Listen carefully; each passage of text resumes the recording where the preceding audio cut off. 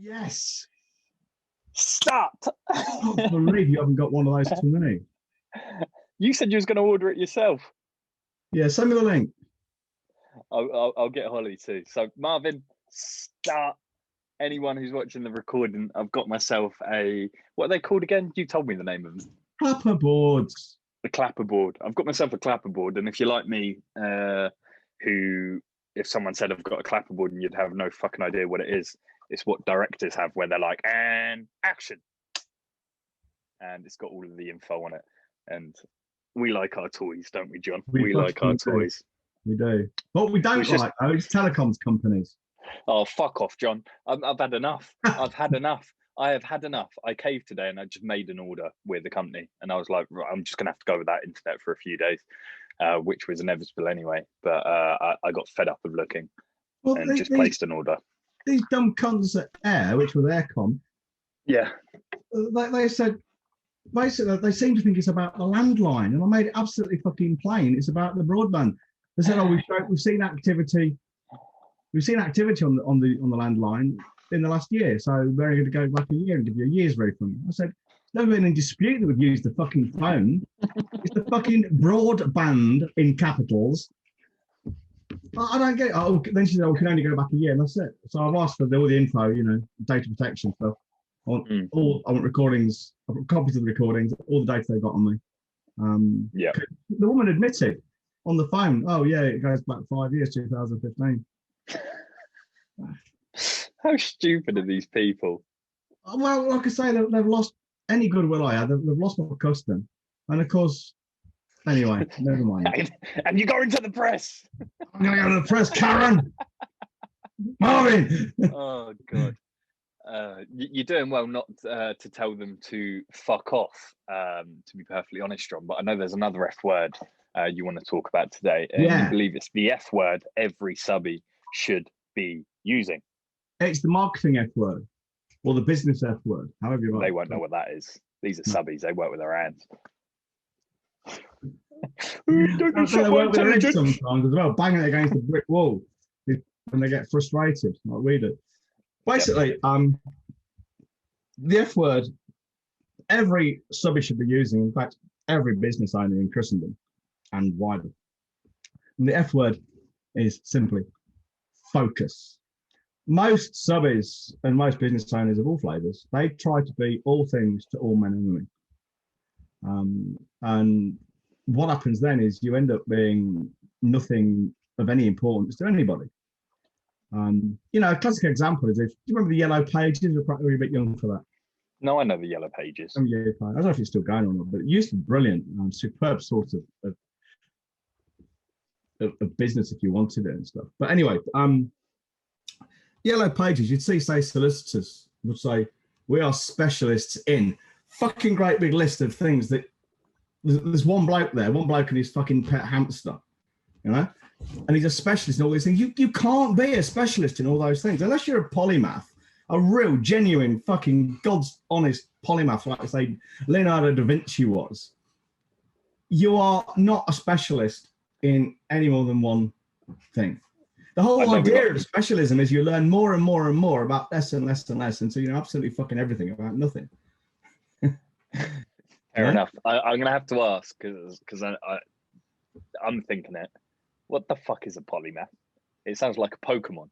A polymath is someone who knows lots of shit in detail, an expert in many things. So Da Vinci was a mathematician, an engineer, an artist, a designer, a philosopher. I was baffled when I found out that he was that was all the same person. I always just thought, it was a popular name. Popular name. Well, the thing is, I've always thought, how the fuck did they get the time to do all this shit?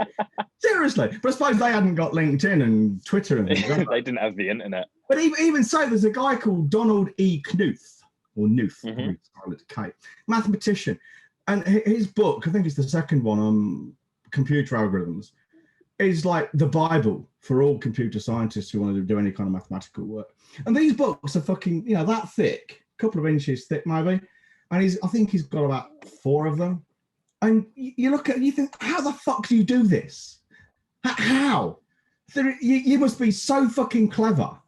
You must be a fucking genius that you don't have to think about any of this.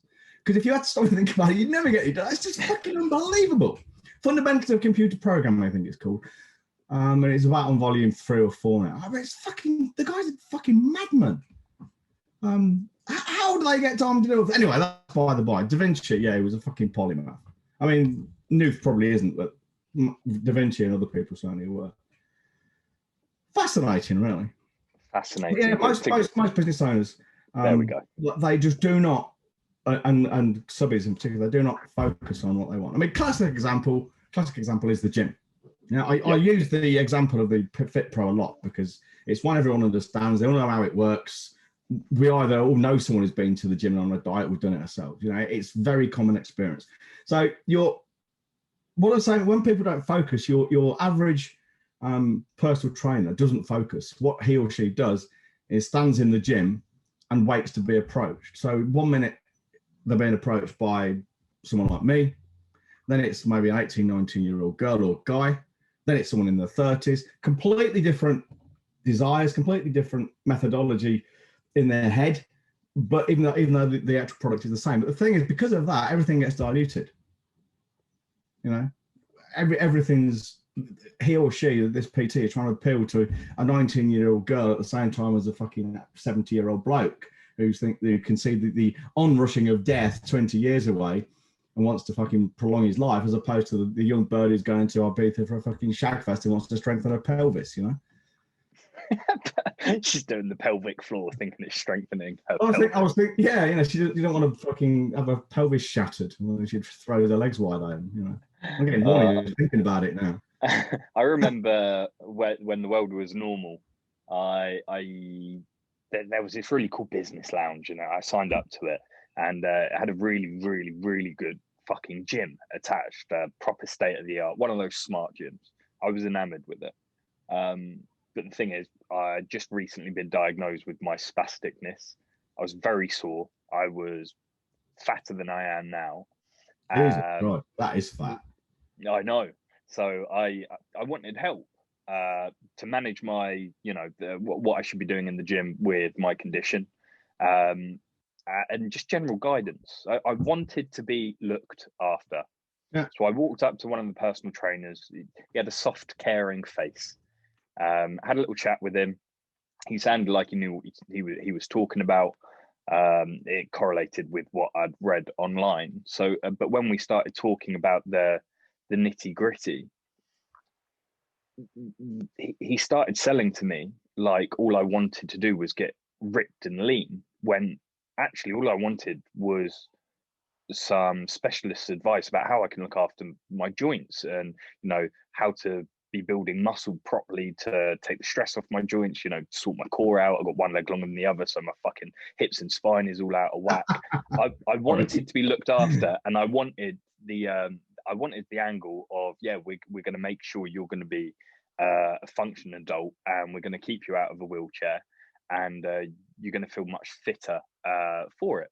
But he just went for well, why do you want to look good? I was like, well, I'm not really that bothered about looking good. It's a good side effect, but I care more about this. He was like, yeah, but the thing is, when you've got a six-pack, your girlfriend's going to love you even more.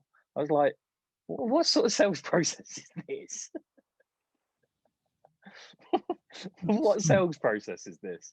It's an expensive gym as well. It was one of those, you know, fucking upper market ones. So I didn't pay him any money to and I actually cancelled my membership with the gym, because I was like, oh, this is not the place for me.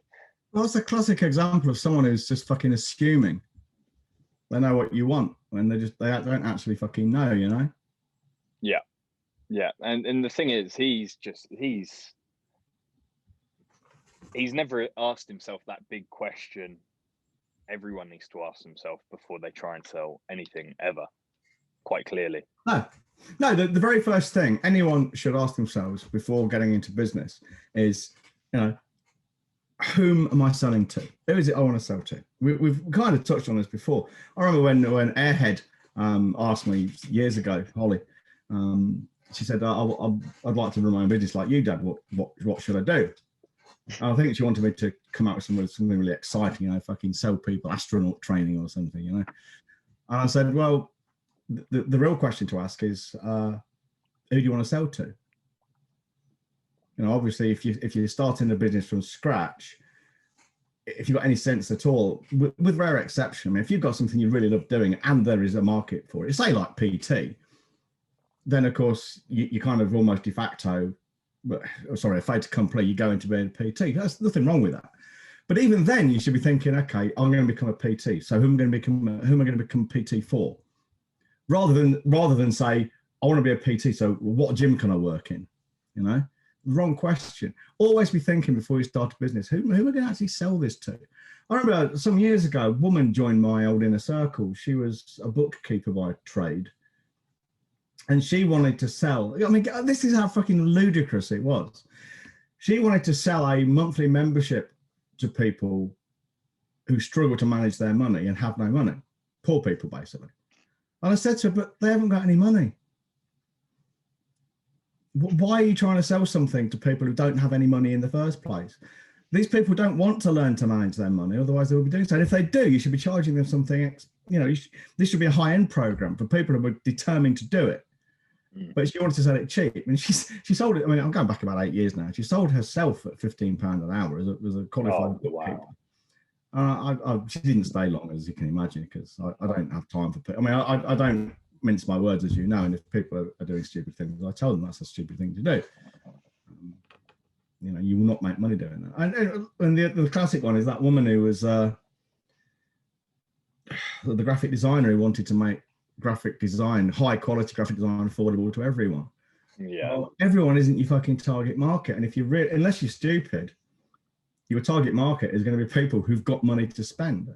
Now that doesn't necessarily mean they're affluent. I mean, you're making a good decision if you go for affluent people, of course, but you don't have to. I mean, it just has to be something they want very much. So, you know, you can sell airline tickets and things to chavs very easily because chavs like to go to fucking Benidorm. But take the Amish, for instance, and we've mentioned this one before, the Amish kitchen designers, $250,000 for a kitchen. Well, they obviously target very wealthy people and they make their money. It'd be pointless for them trying to sell $250,000 kitchens to anyone who just rolled up in their fucking horse and cart, you know? Yeah, it'd be ridiculous. It doesn't make any sense. So, you know, the first thing to all the subbies listening to this, especially those who are serving the domestic market and the ones that's our bread and butter, you know, so plumbers, electricians, anyone who working in kitchens, bathrooms, bedrooms, extensions, renovations, that kind of thing. So any subby listening to this, the first thing to ask yourself is whom do I want to work for? Who are my clients? Well, your best clients are going to be the ones with money, with the will and the wherewithal to spend it. Well, they're dead easy to find because no matter where you live, I bet within a 20-mile radius of where you live, there are affluent postcodes. So if you're going to do any kind of printing and flyers and things, rather than bombarding the whole of fucking Leicester with it, including places where they don't have so much money, hit places like Knighton and Oadby, where they have loads of money. Well, that's fucking marketing 101. But again, most guys and girls don't know this. They just don't think about it. Not everyone is your customer. Not everyone is your client. You don't want everyone either, because some are just shitheads. Yeah. Well, that's the first thing you ask yourself. Big focus. Who am I selling to? Who's my ideal client? It's the second exercise we put people through. First one is making rules for themselves. Yeah. If you recall, when we was in the agency stage before we realised what the fuck have we done? Yeah, yeah. It didn't last long. We got paid pretty well for it, but it didn't last long. No. Did not enjoy it one bit. I was running the Facebook ads, yada yada yada. Anyway, we kept hammering clients because we was working with, you know, the type of people we deal now. We just do a different offering. We was hammering them, give us the fucking postcodes of the places you want to be working. And it took them a while. And eventually when we got the postcodes, we ended up paying an extra £2.50 per lead. But now these people that were opting in were so much higher quality. So the cost per lead went up from £5 from someone putting their hand up saying, yeah, I want to learn more about getting, you know, a kitchen fitted with you guys. And the advert clearly stated it started at 15. These kitchens started at 15 grand. We then targeted these wealthy postcodes. I think we tested different things. We said these kitchens start at £20,000 on the lower end. We're targeting now the richest postcodes that they want to work in. And we was only paying £7.50 for a lead, and the conversion rate went up, and obviously the profit margins so the ROI were a lot higher. Yeah, and the margins on the work was much higher because the order value was higher. So by simply targeting the wealthy postcodes, the average order value shot up, and ergo the profit margin shot up. Plus, it was a better quality clientele. Plus, it was much easier and much more fun for the client to deliver the job.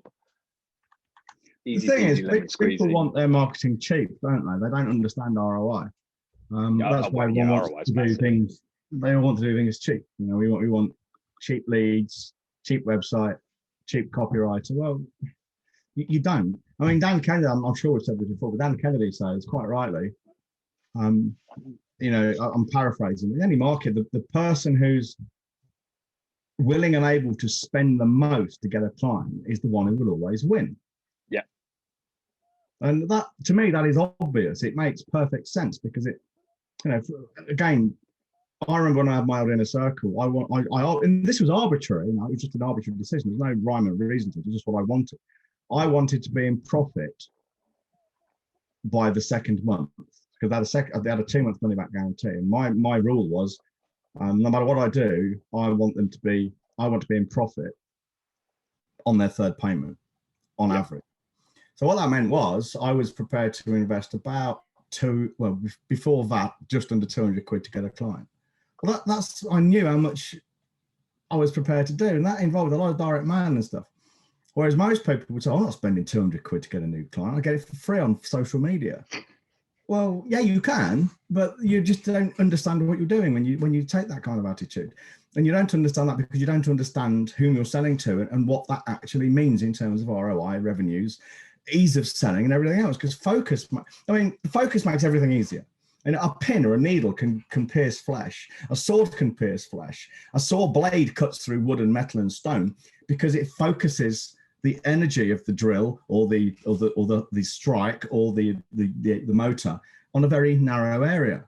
It's the difference between a sniper's rifle, M82, or a fucking shotgun. Yeah, a shotgun's deadly at close range, but you know, you go out very far and it's just an annoyance. So that's why arrows have points, you know, and not fucking flat bits on the front. it just beggars belief people can be so short-sighted. Yes. So the takeaway from that is fucking start to focus more. And if you're unsure where to start focusing, focus on your fucking target market. Get obsessive. Learn everything about them once you've decided who that's going to be.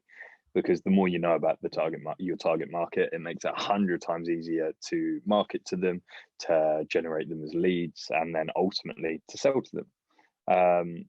Because there's 3 things really that every successful subbie focuses on once they've got clear on their target market.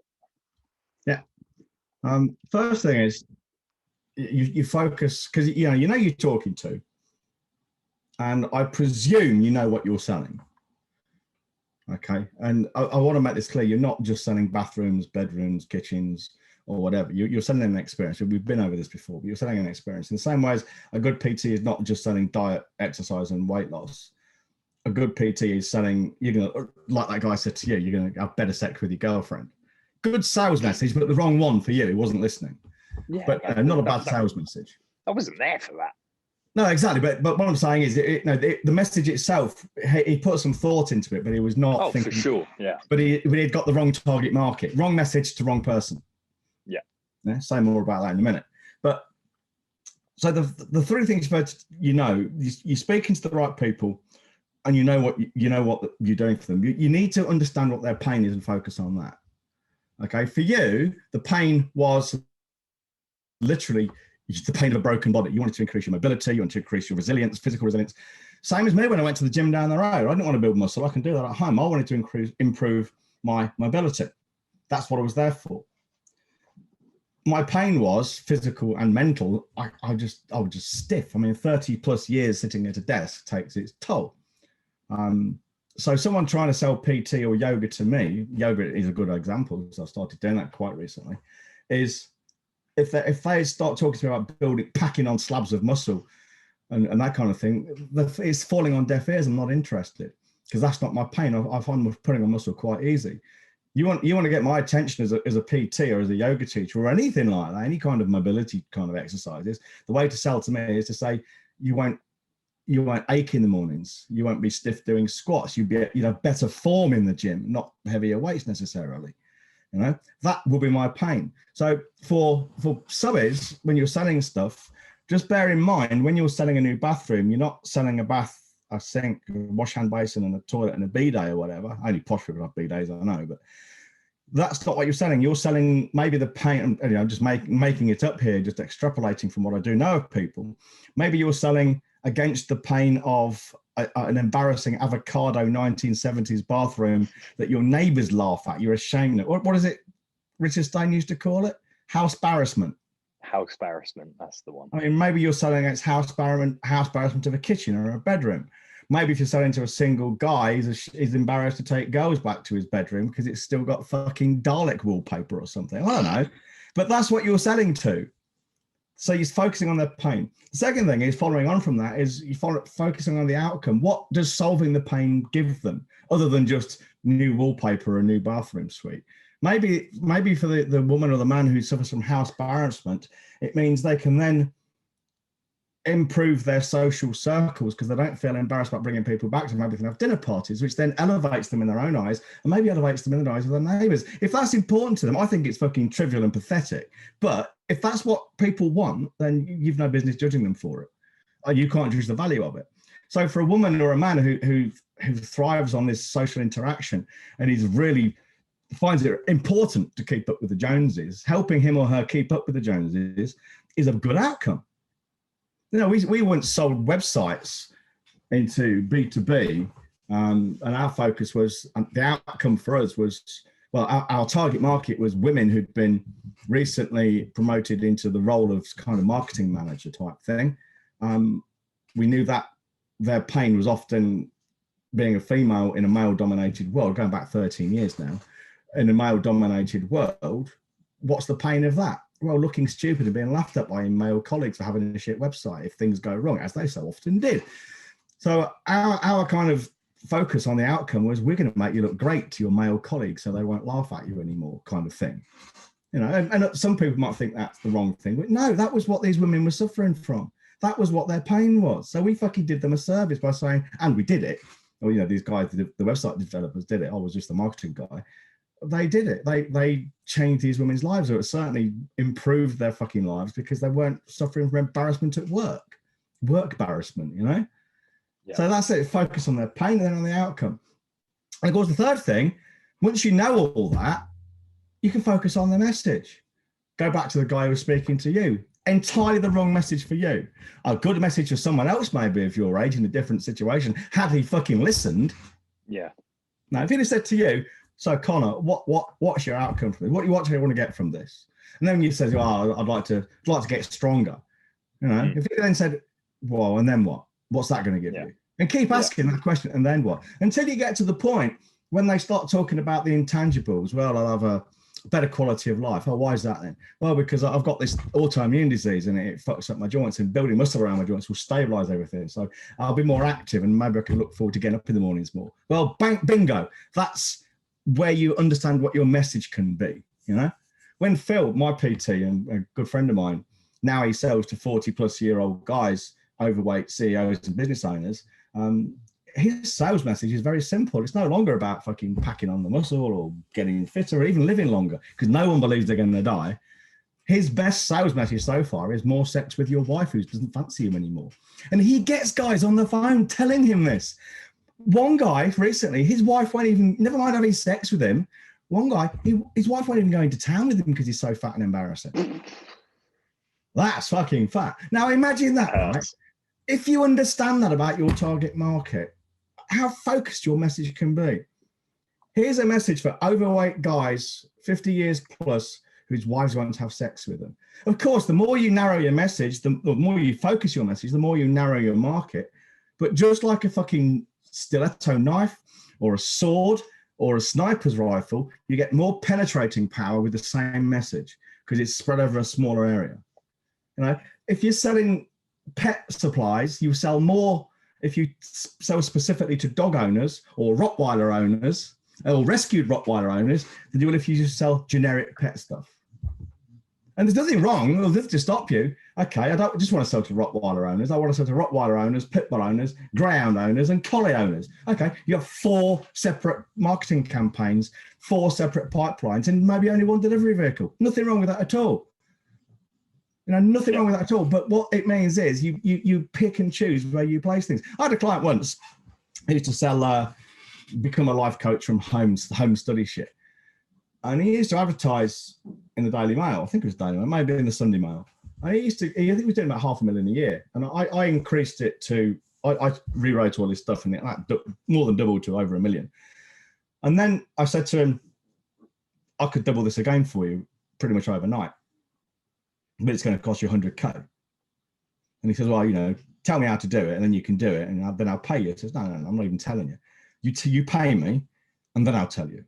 And you know what I can do because I've just done it. He still didn't do it, so I just went away. I didn't tell him.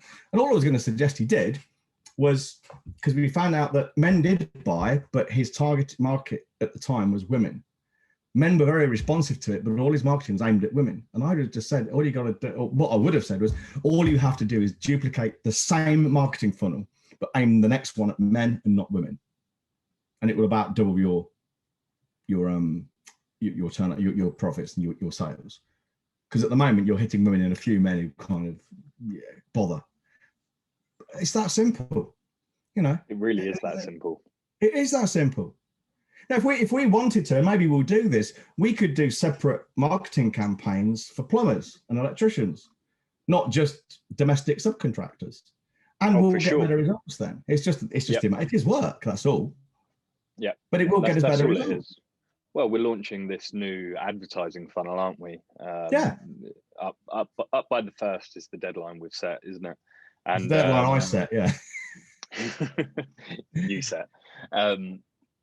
But that's extremely common. That's what any smart advertiser does. I've done it all throughout my prolific Facebook advertising career.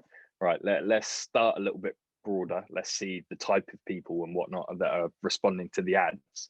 And as soon as we start to see some correlations, some patterns and whatnot, right, this is what we break this ad down into. And this one campaign very quickly becomes 4, aimed at 4 different types of people. And then that's when you start to see an exponential increase in the return of your advertising dollars. Yeah, of course, people won't do that because it's work. It's work, but if you want to make money, it's the sort of thing you focus on. Yeah. And I'd imagine there's probably some people going, oh, I'd feel rude, I'd feel intrusive getting to that level of detail. You are very silly for thinking that, because the more you know about the person, the more you know about their pain, the better you can help them as well. It actually increases your level of service. Even if you don't change a thing, the client will feel far more looked after. And because of that, their perceived value of the work that you have done is much more valuable to them. Yeah. And the higher the perceived value of the work that they believe you've done, the more likely they are to refer, leave these raving reviews, become a raving fan, buy from you again. And you'll just be their sole supplier of everything that you fucking sell, because you have made them feel looked after for the first time in their life. There is nothing wrong with realizing the reason someone wants a kitchen is because they're desperate for a promotion at their job and they really want to impress their new boss. Yeah, I mean, we don't get to judge these things. Well, we can if we want, but anyone who then concerns themselves with what other people think of their choices like that is an idiot. I remember, I don't quite remember the detail, but I remember on LinkedIn a little while ago, there was a lady who was genuinely asking the question. She wasn't just looking for approval or engagement. She was genuinely concerned that, I think she was black herself, and she wanted to focus her work on black women, I think it was. And she was asking, is this wrong? Is this racist? I don't understand. Of course it's not. There's nothing racist about it. I mean, if you're doing it just because you don't like white people or just because you don't like black people, then I think I wouldn't want to work with someone like that because they're bigots, you know. I'm not, they're entitled to their thoughts and their feelings. Of course they are, but I just wouldn't want to work with someone like that. But if you are selling, so for instance, say you're a coach and you are specializing in coaching people of color who have hit a glass ceiling in a white dominated society, and you're coaching them how to beat it. Well, obviously you're going to aim your target marketing at black people who've suffered that. You're not going to try and aim it at white people too and just hope no one notices it. It's a waste of your time and money. Or if you're selling hair products for people, like black people have the often wear the beads and things, and the white people generally don't. Well, obviously you're going to target your marketing in areas where black people with hair like that will see those things. To do otherwise is stupid. It's just a waste of your time. You know, it's just ridiculous. It's like someone selling any. I mean, imagine what someone selling, say, programs for autistic people to do better in life, and then feeling they can't target autistic people because it might offend someone. Yeah, it's but that's the same kind of thing, isn't it? It's ridiculous. It is the same sort of thing. It's stupid, and this is why, you know, I'm always going to toot our own trumpet, but this is why I fucking love our stuff, because it ties perfectly back into the groundwork we do at the very beginning. You have to grow a thick skin. You have to realize other people's opinions are merely just that, and there is nothing wrong with doing what's best for your fucking business. No, absolutely nothing wrong with that whatsoever. John, there are a few ways to lose money quicker than marketing that's not targeted. I'll tell you that now, especially direct mail. Yeah. Dan Kennedy said to me when I had my day with Dan, the quickest way to go broke with direct mail is to send the same thing to everyone. Yeah. So, yeah, what are you going to ask me anyway? I was going to say, I'm almost alarmed because in our little spreadsheet that we use to plan these episodes out, because they're far more methodical than people may realize, I see there's no plan or nothing even remotely in the 1 minute hate box. Damn. What do we hate today then, Connor? Oh, it's your hate, not my hate. This is a John exclusive hate. Pardon? I'm in a really mellow mood today. Why don't we have a 1 minute jolly, something you love? A 1 minute love? No, because they don't want to hear me talking about bondage, do they? Nope, all right. I'll tell you what, no.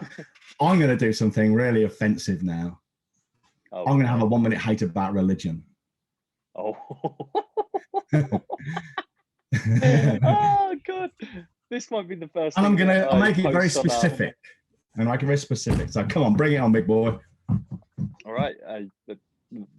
These are John's views and John's views only. They're not representative of the company, and he may have to approve his next words through the board. I am the board at the moment, mate. I only say that because a big company in America recently had to come out and apologize because the CEO come out and said Trump, you know, didn't lose and the count was wrong and yada yada yada. They got a massive backlash and they were saying, really take them out of Walmart, take them out of all of their little shops and whatnot. What is wrong with Walmart said, we're not taking them out. We're waiting for their announcement. And yeah, the board come out and said, our CEO and founder will no longer talk. It's like, ever. He can do what he wants, surely. Anyway, ready? Steady. Go. Right, religion. Never mind, it's all a load of bullshit. I remember several years ago, they had the census here in Ireland, right? And afterwards, one guy, one of the members of the Dáil said he wanted to find and prosecute anyone who put down Jedi. Why? Because it was a made-up religion. It wasn't something real like Roman Catholicism. Excuse me, all fucking religions are made up. Just because something's been there a long time does not mean to say it's got any kind of legitimacy. If you trace back Roman Catholicism all the way back to its beginnings, it would have started with one day, one man waking up going, I know, I'm going to make something up. Or even better, some woman saying, oh my God, I've been fucking around. I'm now pregnant. What am I going to tell Joseph? Oh, I know. It was God did it. And Joseph goes, oh yeah, it was God did it. 2,000 years later, we've got a bunch of people saying this is a real religion because 2,000 years ago, some bird got up the duff, made it a fucking story, and now we all believe it. And let's not even fucking start on the Catholics and their fucking predisposition for allowing priests to fuck children and get away with it and support them and cover up for them. Why are they not complaining about all this? Shut up. Shut up. I agree with every word that was just spoken. GYBF approved, off the tools approved. Seriously. Board agrees. Seriously. The rank and file Catholic who supports the institution of the Catholic Church when it is not railing against paedophile priests is an enabler. Yeah, you're not wrong with that. I don't get why the Pope is not running around pulling his fucking hair out saying, let's find these bastards and string them up. It's almost being swept under the carpet. It's just disgusting. I'm not saying all Catholics are perverts. That's not what I'm saying. But they're enabling it by not standing up for it or leaving the fucking church and starting a new one. Church of the Definite Not Paedophiles, you know? That's a really interesting conversation, though, is inaction and a meaningful action. Is a bystander guilty by taking an action? Well, a bystander, no, but don't forget people who carry on supporting the institution, either by the voting with their feet to be there, or even paying towards it, their tithe, they're supporting it, they're condoning it. You know, if you're in a club and you don't like the club, you leave the club. If you don't leave the club, then you basically tacitly agreeing with what they do. I stopped being a bouncer because I realised I was starting to behave and think and speak in ways I didn't like. Okay, and that then I could have stayed and then says, "Oh, it's nothing to do with me. I don't do those things." But I thought, no, I don't want to be associated with these people. You know, it became almost not all of them, but enough of them, for instance, thought it was okay to push the girlfriends around and stuff. I never went down that route, and I think it's fucking wrong. I don't want to be anything to do with people like that. You know, one guy said to me one night when I hadn't seen him for years, and I went in a club after I split it with my missus, and he said, "Oh, I'm still with Nikki." I think it was her name. Yeah, Nikki. I had to give her a slap the other night. You do sometimes, don't you? Just keep them in line.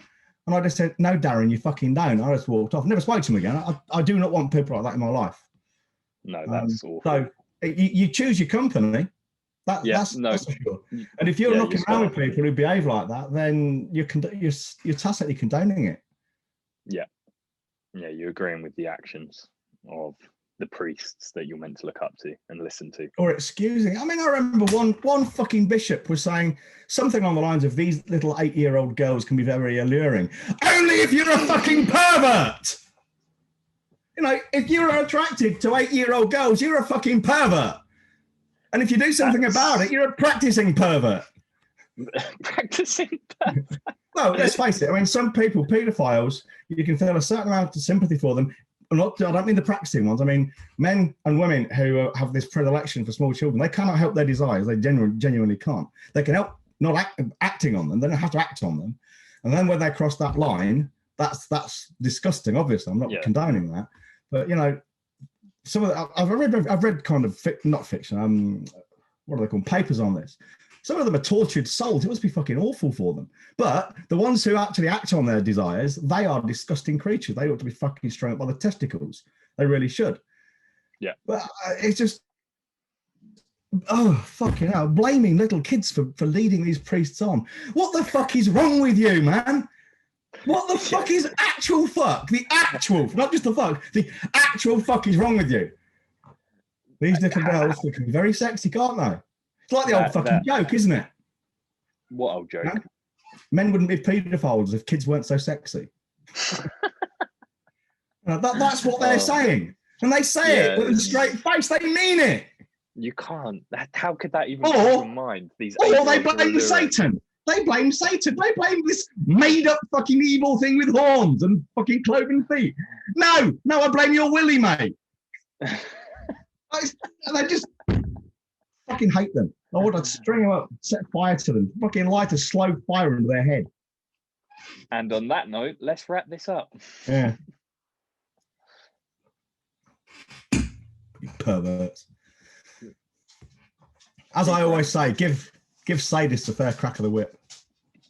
Hey. Right, okay, so what do we do? If you want to make more money with less work, less hassle and fewer headaches, by selling to better clients, charging them higher fees, and have it all happen in a pipeline that happens and gets all filled behind your back without any hands-on stuff, well, mostly, go to ottcollective.co.uk and join our Facebook group and get over a shitload of stuff where we talk about all this kind of stuff except Catholic priests, mostly. In the meantime, stay safe, stay inside, wash your hands, What we're gonna say? What else can we do?